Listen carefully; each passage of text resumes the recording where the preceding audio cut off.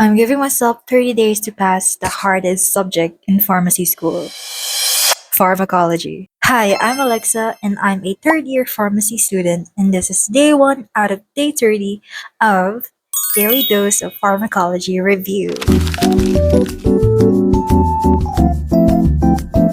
A little background lang kasi I only have like 30 days left before my final exams, and during my prelim and midterm exams, I think I did, like 50-50, medyo okay, medyo hindi.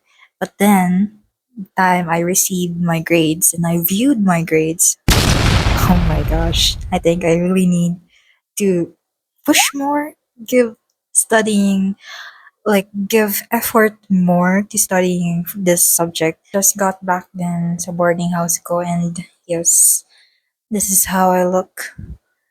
Konting fit check na may makeup check na marinate na mukha ako, pero samahan niyo na ako mag-aral. Yes, I am whispering. Staff strengthening.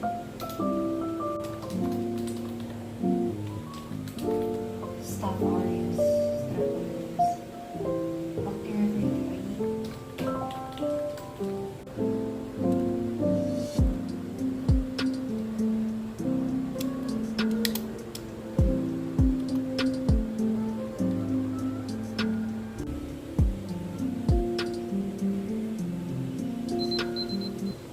Nag-brown out.